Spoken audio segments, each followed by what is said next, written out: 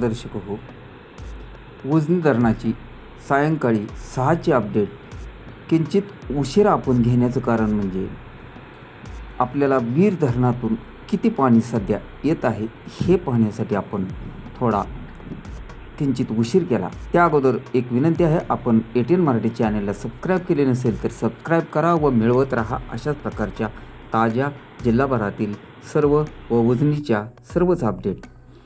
सध्या दौंडची आवक ही सकाळी 41,808 क्युसेक्स होती, मात्र आता ती आवक वाढलेली आहे 52,137 क्युसेक्स ने 6 वाजता येत आहे। म्हणजे जवळपास तब्बल 8,000-8,500चा फरक पडलेला आहे।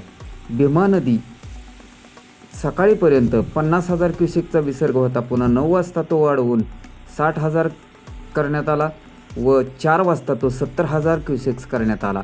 तर वीज निर्मितीमधून 1,600 क्युसेकचा विसर्ग सध्या सुरू आहे। असा मिळून उजनीमधून भीमा नदी पात्रामध्ये 71,600 क्युसेकचा विसर्ग सध्या सुरू आहे। तर वीर धरणाची आवक सकाळी 10 पर्यंत अगोदर 23,645 होती, मात्र सकाळी 10 पासून त्यात वाढ करण्यात आलेली आहे 32,663 अशी वीर धरणातून नीरा नदीमध्ये पाणी सोडले जात आहे।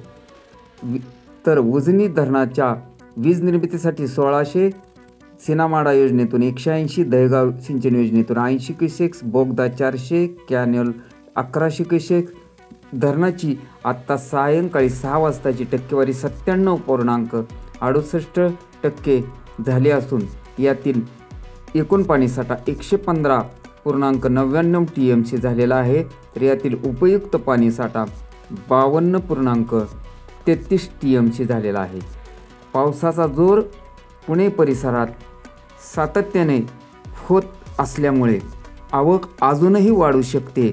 वरील धरणातून बरंच काही पाणीचा विसर्ग मोठ्या प्रमाणात येऊ शकतो, त्यामुळे उजनी प्रशासनाने नुकतंच पत्रक काढून जाहीर केलेलं आहे की नदीकाठच्या नागरिकांनी अधिक सतर्कता बाळगावी असे आवाहन उजनी प्रशासनातर्फे करण्यात आलेले आहे।